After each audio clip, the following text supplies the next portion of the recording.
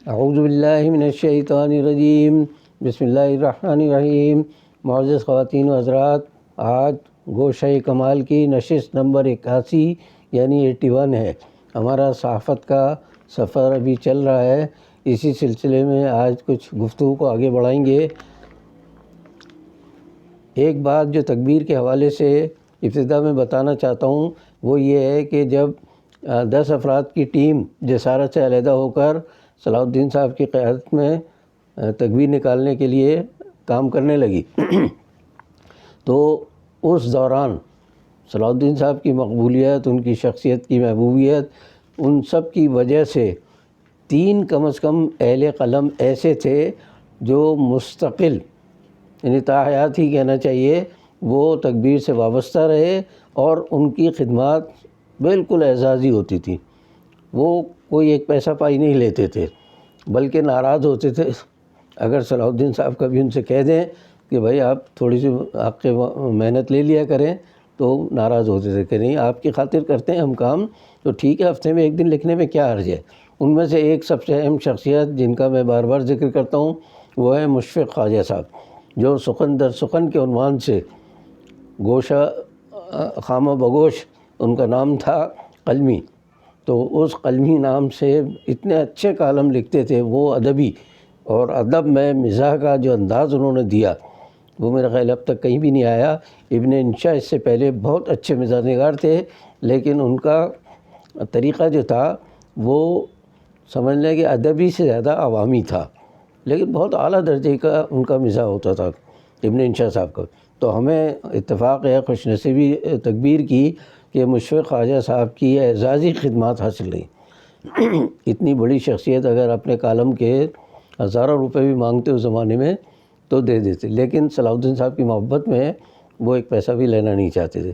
اس کے بعد ایک اور شخصیت تھی ابن الحسن صاحب کی، تو مجھے جہاں تک یاد پڑتا ہے گوشوارہ کے نام سے معیشت پر وہ کالم لکھتے تھے، اور ان کا تجزیہ بھی بہترین ہوتا تھا۔ جتنے اخبارات و رسائل نکلتے تھے پاکستان میں، ان میں ابن الحسن صاحب کا جو تجزیہ ہوتا تھا، معاشی تجزیہ، وہ بے مثال ہوتا تھا، اور یہ تکبیر میں چھپتا تھا۔ تیسری شخصیت جس کا میں ذکر کرنا چاہ رہا ہوں وہ ہے نصر اللہ خان۔ یہ مختلف اخبارات کے بعد معافی چاہتا ہوں، آخر میں یہ حریت کے کالم نویس تھے۔ مزاح نگاری میں ان کا اپنا ایک بہت بڑا مقام تھا۔ اتنے بڑی شخصیت کا تکبیر کے ساتھ اعزازی خدمات پیش کرنا، یہ سچی بات ہے کہ تکبیر کے لیے بڑا اعزاز تھا، لیکن وہ شاید اس کو اعزاز سمجھتے تھے کہ صلاح الدین صاحب کے ساتھی ہونے کا انہیں فخر حاصل ہے۔ اب نصر اللہ خان کے حوالے سے ایک بڑی دلچسپ بات مجھے یاد آ گئی ہے جسے آپ بتانا چاہتا ہوں، وہ یہ ہے کہ تکبیر میں ان کا جب کالم آتا تھا تقریباً آخری وقت پہ آتے تھے اچھے بڑے لوگوں کے کالم، تو اب کاتب حضرات انتظار کر رہے ہیں نصر اللہ خان کا کالم نہیں آیا، آج نصر اللہ خان صاحب کا کالم نہیں آیا، تو پھر اطلاع ملی کہ وہ بیمار ہیں۔ اب کاتب حضرات کی جو ٹیم بیٹھتی تھی بڑے مذاق کرتی رہتی تھی، تو پوچھتے تھے بھائی کیا بیماری ہے ان کو، تو کسی نے کہا کہ ان کا پیر کا انگوٹھا خراب ہو گیا ہے۔ تو ایک کاتب نے کہا کہ پیر کا انگوٹھا خراب ہو گیا ہے، ہاتھ سے لکھتا ہے آدمی، اس سے کیا تعلق ہے کہ وہ کالم نہیں بھیجا انہوں نے۔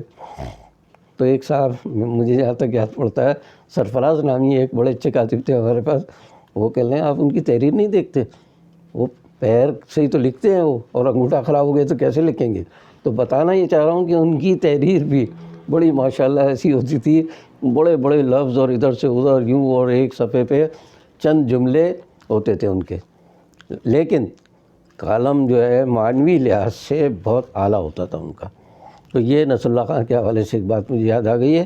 ایک اور صاحب کا میں ذکر کروں گا، آفتاب ظفر صاحب پاکستان کے بہترین آرٹسٹوں میں ان کا شمار ہوتا ہے۔ مجھے جہاں تک یاد پڑتا ہے تکبیر کے لیے اور اس سے پہلے جسارت میں بھی وہ ساری اپنی خدمات بالکل اعزازی پیش کرتے تھے، کوئی پیسہ نہیں لیتے تھے۔ وہ بہت بڑے آرٹسٹ ہیں، میں ملا ان سے کئی بار، تو اتنے ملنسار اور اتنے شگفتہ مزاج، تو لیکن پیسے اور جگہ سے تو کماتے ہی ہوں گے، ظاہر ہے آرٹسٹ تھے وہ، لیکن تکبیر اور اس سے پہلے جسارت سے وہ کوئی پیسے نہیں لیتے تھے۔ تو یہ 4 افراد ایسے ہیں کہ جو تکبیر کے لیے اعزازی خدمات انجام دیتے رہے۔ اب ایک بڑے دلچسپ بات بتا رہا ہوں کہ تکبیر کے اجرا کے ساتھ جو برکت حاصل ہوئی وہ بڑی دلچسپ ہے۔ 1984 میں نے بتایا مارچ میں تکبیر نکلا تھا، اور تھوڑے ہی عرصے کے بعد سعودی عرب کی حکومت کا ایک سلسلہ سامنے آیا، یعنی انہوں نے ایک پروگرام ترتیب دیا کہ ہر 2 سال کے بعد ہم بیرون ملک سے آنے والے جو زیادہ عازمین حج ہوں گے ان کے لیے کسی نہ کسی اخبار کا 2 صفحے کا اشتہار شمارہ الگ سے نکالیں گے۔ چنانچہ ہم اردو والے تھے، اور ایک جس سے ہمارا تعلق رہا وہ فرانسیسی زبان کا تھا۔ یہ بہت کم لوگوں کو معلوم ہے کہ عرب دنیا کی دوسری زبان جو ہے انگریزی نہیں ہے، فرانسیسی ہے۔ فرینچ لینگویج ان کی سیکنڈ لینگویج کہلاتی ہے۔ تو فرانس سے بھی بہت لوگ آتے تھے، اور عرب دنیا سے جو لوگ آتے تھے وہ عربی کے علاوہ فرانسیسی بالکل روانی کے ساتھ جانتے تھے، جیسے ہم لوگ انگریزی جانتے ہیں۔ تو ان کی بھی ایک ٹیم آتی تھی تیونس سے۔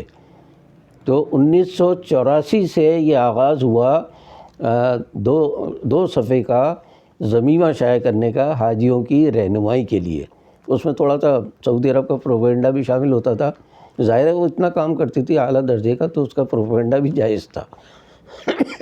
تو 1984 میں پہلی ٹیم روانہ ہوئی، اور اس ٹیم کی شمولیت، اس میں جو انتخاب ہوا لوگوں کا، وہ یعنی اس میں تھے سب ایڈیٹرز بھی تھے، اور رپورٹر بھی تھے، اور ترجمہ کرنے والے، کاتب، اور ڈیزائن کرنے والے آرٹ کے، یہ سب شامل ہوتے تھے۔ 10 یا 12 افراد کی ٹیم ہوتی تھی، یہ جاتی تھی۔ سعودی حکومت کا نمائندہ کراچی آ کر ٹکٹ وغیرہ کا سب کا انتظام کرتا تھا وہ۔ پھر اس ٹکٹ پر جب جاتے تھے سعودی عرب تو وہاں بہترین ہوٹل، میرا خیال ہے کم سے کم 4 اسٹار ہوٹل جو کہتے ہیں، اس کے اندر ان کو ٹھہرایا جاتا تھا۔ کھانے پینے کا بہترین انتظام، بہت اچھی سہولتیں دی جاتی تھی ان کو، اور تقریباً 1.5 مہینے تک یہ ضمیمہ نکلتا تھا۔ باقی 15 دن یہ اصل میں سعادت ہوتی تھی کہ انہیں اجازت ہوتی تھی کہ حرمین شریفین چلے جائیں۔ پھر وہ مکہ جاتے تھے، عمرہ کرتے تھے، طواف کرتے تھے خوب، اس کے بعد مدینہ منورہ جاتے تھے، کبھی پہلے مدینہ منورہ چلے جاتے تھے اور بعد میں۔ تو اس طرح یہ 2 مہینے کا سفر دونوں لحاظ سے، روحانی لحاظ سے بھی اور مالی لحاظ سے بھی بڑا مفید تھا۔ صلاح الدین صاحب 1 ہفتے یا 10 دن رہ کر ٹیم کو وہاں سیٹ کر کے، سارا کام وہاں مرتب کر کے پھر یہ آ جاتے تھے۔ باقی پھر جو ان کا انچارج ہوتا تھا وہ اپنا کام چلاتا تھا۔ اب میں یہاں ایک بات بتانا یہ چاہ رہا ہوں کہ میرا انتخاب نہیں ہوا۔ ایک مشہور شعر کا مصرع ہے نا، چھٹی اسے نہ ملی جس نے سبق یاد کیا۔ میرا معاملہ یہ تھا کہ میں نصیر سلیمی صاحب جو دوست تھے ان کے، صلاح الدین صاحب کے، جن کے دفتر میں تکبیر کا دفتر قائم ہوا، ان کے دفتر کے کام، تکبیر کے دفتر کے علاوہ بھی، یعنی میرا اپنا جو کام ہوتا تھا ایڈیٹنگ کا، مضامین ترجمہ کرنا، انتخاب کرنا، سرخیاں نکالنا، اس کے علاوہ بھی کئی کام میرے ذمے تھے۔ تو میں یہ کہہ سکتا ہوں کہ میرا بدل ان کے پاس کوئی نہیں تھا، اس لیے انہوں نے مجھے نظر انداز کر دیا، مجھے لے کر نہیں گئے کہ نہیں جی آپ کی تو یہاں زیادہ ضرورت ہے۔ تو مجھے دکھ اس بات کا ہوا کہ حرمین شریفین کی حاضری کی تڑپ میرے اندر بھی تھی، وہ مجھے نہیں مل رہی تھی، صرف اس لیے کہ میں زیادہ کام کا آدمی ان کے۔ اور ایک اور بات میں نے آپ کو بتایا کہ المدینہ اخبار کے لیے میں صلاح الدین صاحب کے نام سے 2 سال تک تقریباً ہفتے وار ڈائری بھیجتا تھا۔ تو میرا تو پہلے ہی تعلق تھا، اور میرا خیال ہے پہلی بار المدینہ اخبار کو دیا تھا انہوں نے یہ پروجیکٹ۔ بعد میں ہم جب گئے تو ریاض ڈیلی کو ملا، کبھی عرب نیوز کو ملا، مختلف اخبارات کو 2 صفحے کا وہ ضمیمہ چھاپنے کی اجازت دیتے تھے۔ اور ٹیم تیونس سے آتی تھی، فرانس کی، فرینچ لینگویج کی، اور پاکستان سے اردو کی۔ تو اس موقع پر میں ایک بات اور کہنا چاہوں گا کہ میرے شاید نصیب میں یہ بات ہے کہ مجھے یعنی کہیں فائدے زیادہ اس طرف مجھے زیادہ اللہ نے نہیں رکھا، یعنی بالکل محروم تو نہیں کہوں گا، اور اس کے بدلے میں دوسری جگہ نوازا۔ تو جس طرح یہ سعودی عرب کی پہلی ٹیم میں شامل نہیں ہوا، جس کا مجھے دکھ ہے، اسی طرح کا ایک واقعہ مجھے یاد آ گیا میری دوسری شادی کے حوالے سے، اکثر کہیں نہ کہیں ذکر آتا رہے گا۔ تو میری دوسری شادی پر پورے برادری، بہت بڑی برادری تھی ہماری، جو اجمیر سے آئے تھے ہم لوگ، تو اس سب نے میرا بائیکاٹ کیا ہوا تھا کہ کسی شادی بیاہ میں تم اور تمہاری بیوی نہیں آ سکتے. چلیے صاحب نہیں آئیں گے، ہمیں کیا ہے. تو نہیں گئے. اب پھر ہم سوسائٹی میں اسی تکبیر کے دفتر والی اوپر کی منزل میں رہتے تھے. تو ایک دن حیدرآباد سے ایک بزرگ ہانفتے کانپتے سیکنڈ فلور پہ آئے، بیٹھے اور کارڈ لائے تھے. ان کے بھائی کی شادی تھی، اور کراچی جیسے بڑے شہر میں کارڈ کی تقسیم کرنا کوئی آسان کام نہیں تھا. میرے پاس موٹر سائیکل تھی، وہ میرے پاس آئے، کہلیں بھائی دیکھو تم تو نہیں آؤ گے شادی میں اور تمہاری بیوی بھی نہیں آئے گی، لیکن یہ کارڈ تمہیں تقسیم کرنے ہیں. تو مجھے ہنسی بھی آیا، غصہ بھی آیا کہ جس کو شریک نہیں ہونے دے رہے ہیں اس سے کام لے رہے ہیں کہ کارڈ تقسیم کرے. پورے کراچی میں کارڈ تقسیم کرنے کا میرے سپرد کیا انہوں نے. میں نے بزرگی کے احترام میں نے قبول کر لیا اس کو. لیکن اس کا ایک پہلو یہ ہے کہ جس بیوی کی خاطر میرا بھی بائیکاٹ ہوا تھا، ان کے ہاتھ کے بنائے ہوئے سموسے اور چیزیں اور چائے ایسے خوب نوش جان کیا انہوں نے، خوب مزے کیے، اور اس کے بعد کارڈ مجھے تھما کر چلے گئے. تو میرے نصیب میں شادی اٹینڈ کرنا نہیں بلکہ کارڈ تقسیم کرنا. اس کا مطلب ہے کہ اللہ تعالیٰ نے مجھے ہمیشہ سے مزدور ہی بنا کر رکھا. اور 84 میں جیسے میں نہیں جا سکا تھا، بعد میں 86 میں گیا تھا، اس کا حوالہ آگے آئے گا. تو یہ ایک بات میں نے کہی آپ سے. اس کے بعد اب میں آتا ہوں ایک اور واقعے کی جانب کہ صلاح الدین صاحب جو ہیں ہر 2 سال کے بعد جو ٹیم لے کر جاتے تھے تو اس میں اکثر افراد بدل دیا کرتے تھے. ان کی نیت بڑی اچھی تھی، جاتے تھے سبھی کاموں کے ہی لوگ ہوتے تھے لیکن ٹیم بدلتے تھے. اس کی وجہ کیا تھی کہ جن لوگوں کو نئے سرے سے لے جاتے تھے وہ انہیں ایک تو عمرے کا موقع ملتا، زیارت نبوی کا بھی موقع ملتا تھا ان کو. پھر کچھ اتنے پیسے کما کے لے آتے تھے وہ آرام سے رہنے کے بعد، خوب بہترین کھانا کھا کے اور آرام سے رہنے کے بعد اتنے پیسے ان کو ملتے تھے کہ کسی کے مکان کا ایک حصہ اگر بننا ہے تو وہ بن جاتا تھا، کسی کے بچے کی شادی ہو تو وہ ہو جاتا تھا. اس طرح یعنی چھوٹے موٹے کام. میرا اندازہ اس وقت 40,000 روپے قریب جیسے مجھے ملے. مجھے 3 دفعہ لے گئے صلاح الدین صاحب بعد میں. پہلی دفعہ تو نہیں لے گئے لیکن دوسری دفعہ میں نے اصرار کیا تو وہ اس کی کہانی اب آئندہ بتاؤں گا میں. لیکن وہ جو بدل کے لے جاتے تھے اس کو صلاح الدین صاحب کو اللہ تعالیٰ بہت اجر دے گا اس بات کا کہ انہوں نے پتہ نہیں کتنے لوگوں کو زیارت حرمین شریفین کرائی اس پروجیکٹ کے تحت جو 2 سال کے بعد ہوتا تھا. میں ایک تھا اور ایک کرنگی کے ایک کاتب تھے بزرگ، 3 وہ اور میں. مجھے یاد ہے ہم دونوں کو 3 دفعہ لے گئے، 3 دفعہ لے گئے، ان کو بھی اور مجھے بھی. ان کے ساتھ مسئلہ یہ تھا کہ ان کے ماشاءاللہ بچے بہت تھے، میرا خیال ہے درجن بھر سے زائد بچے تھے ان کے. تو 3 دفعہ میں کم سے کم 3 بچوں کی شادیاں انہوں نے کر لی اس میں. اچھا میرے ساتھ مسئلہ خدا نخواستہ ایسا نہیں تھا کہ میں کوئی بہت ضرورت مند تھا، تو مجھے 3 دفعہ شاید کام کی وجہ سے لے گئے کہ میرے کام سے وہ مطمئن ہوں گے. تو میں تکبیر چھوڑ چکا، اس کے بعد بھی مجھے گھر سے بلایا انہوں نے کہ لیں آپ چلیں ہماری ٹیم میں. ورنہ عام طور سے تو ناراض ہو جاتا ہے آدمی کہ یہ چھوڑ کے چلا گیا، ہم کیوں لے جائیں اس کو. باقاعدہ آدمی بھیجا انہوں نے اور پھر مجھ سے کہلیں آپ چلیں گے سعودی عرب. میں نے کہا بھائی سر کے بل جاؤں گا میں، تو کیوں نہیں جاؤں گا. تو خیر 1986 میں جب میں پہلی دفعہ گیا تھا اس کی گفتگو بعد میں کروں گا. لیکن یہ بھی بتا دوں کہ جو ٹیم پہلی بار گئی 1984 میں تکبیر بھی نکلا تھا. تو جو ٹیم گئی ہے اس کی میٹنگیں دفتر میں ہی ہوتی تھی اور ظاہر دفتری اوقات کے بعد ہوتی تھی. تو اوپر رہائش تھی میری، تو ان کی خاطر تواضع وہ میرے ذمہ تھی. تو اللہ نے چلیے میرے لیے ایک سعادت رکھی کہ میں ان کی خدمت کر رہا ہوں جو حرمین شریفین کی زیارت کے لیے جا رہے ہیں. اب ایک اور بات آخر میں کہنا چاہ رہا ہوں کہ حرمین شریفین کی جو حاضری کی جو تڑپ تھی میری، اس کے سلسلے میں بڑی ایک دلچسپ بات بتاؤں گا میں، قطع نظر کسی مسلک کے کہ کس مسلک سے اس کی حمایت ہو رہی ہے، مخالفت ہو رہی ہے. اب ایک آخری بات صلاح الدین صاحب کے حوالے سے رہ جائے گی کہ ان کے 79 گز کے مکان کا، یعنی 79 اسکوائر یارڈس کا مکان، جس کی ٹین کی چھت میں نے دیکھی تھی پہلی دفعہ جب میں گیا ان کے گھر. تو جب وہ جسارت کے سمجھ لیں مالک ہی تھے، وہ ایک طرح سے پورے چیف ایڈیٹر تھے، وہ چاہتے تو پتہ نہیں کتنا. پھر آخر میں جب تکبیر میں آئے تو لوگوں نے مشورہ دیا، خاص طور سے ان کے دوست نصیر سلیمی صاحب نے، کہ صلاح الدین صاحب آپ کا مکان جو ہے وہ بنا دیتے ہیں۔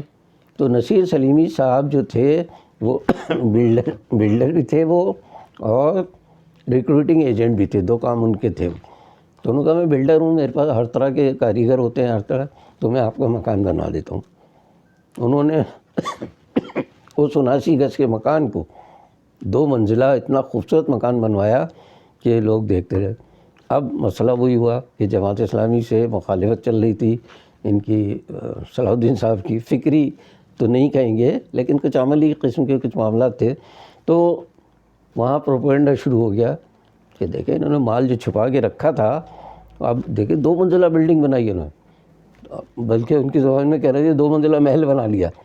80 گز سے بھی ایک کم گز کے پلاٹ پر انہوں نے شاندار مکان بنا لیا۔ انہوں نے کہاں سے آیا پیسہ؟ ظاہر ہے جسارت کے زمانے میں بچا کے رکھا تھا، انہوں نے چھپا کے رکھا تھا، یہ پیسہ اب کام آیا۔ اب جو بات بتا رہا ہوں وہ یہ ہے کہ صلاح الدین صاحب مرحوم اور صلاح الدین صاحب شہید نے اس پورے مکان کے بنانے کی پوری تفصیل لکھ کر کہ میرے پاس کتنے بچے ہوئے پیسے تھے، میں نے کتنا پیسہ ہاؤس بلڈنگ سے لیا، لون لیا، کتنی کمیٹیاں ڈالی، پھر اسی طرح دوستوں سے میں نے مدد لی، یہ سارا بہت تفصیل کے ساتھ انہوں نے ایک ایک بات لکھ کر باقاعدہ اور فوٹو اسٹیٹ کرا کے سب میں تقسیم کیا کہ بھائی میرا سرمایہ یہ دیکھ لیں آپ، ابھی میں مقروض ہوں اور مجھے یہ جو ہاؤس بلڈنگ سے دوستوں سے جو قرض لیا یہ ادا کرنا ہے مجھے۔ ہاؤس بلڈنگ کے قرضے کے سلسلے میں وضاحت کر دوں کہ اس زمانے میں نے بھی قرضہ لیا تھا اپنے مکان کے سلسلے میں۔ اس زمانے میں ہاؤس بلڈنگ والوں کی اسکیم یہ تھی کہ وہ کہتے تھے کہ ہم سود پر نہیں دے رہے ہیں آپ کو قرض، نفع نقصان کی بنیاد پر دے رہے ہیں کہ ہم اور آپ مل کر ایک مکان بنا رہے ہیں، اس مکان کی فرض کر لیں سستے زمانے میں 1 لاکھ روپے قیمت ہے، آپ نے 50,000 لگایا، 50,000 ہم نے لگایا۔ اب اس مکان کی کرائے کی جو قیمت ہے، مالیت ہے، وہ فرض کر لیں 4,000 روپے مہینہ ہے، تو 4,000 میں سے 2,000 آپ کے ہیں اس لیے کہ آپ نے 50,000 لگائے، اور 2,000 ہمارے ہیں نفع کے سمجھ لیں، کرائے کے سمجھ لیں۔ تو صلاح الدین صاحب نے جس وقت لیا تھا اس بلڈنگ کا قرضہ، اس وقت میرا ذاتی علم یہ ہے کہ وہ سود پر نہیں ہوتا تھا، نفع کی بنیاد پر ہوتا تھا۔ تو میرا خیال ہے کہ اتنی دیانتداری کے ساتھ اپنے حساب دینا لوگوں کو، یہ ظاہر کرنے کے لیے کہ کوئی بے ایمانی نہیں ہے، یہ سب ابھی تک میں مقروض ہوں، تو وہ پرچہ میرے پاس بھی شاید کہیں ریکارڈ میں رکھا ہو جو صلاح الدین صاحب نے تفصیل لکھی تھی اس مکان کے بنانے کی۔ تو انشاءاللہ ان کا درجہ تو اللہ کے بہت بلند ہوگا، اس سلسلے کو ہم اور آگے بڑھائیں گے۔ آج کے لیے اتنا ہی۔ آپ میرے اس پروگرام کو سبسکرائب اور لائک اور شیئر کریں گے تو آپ کی بڑی مہربانی ہوگی، یہ پیغام پہنچے گا۔ باقی بشرط زندگی باقی۔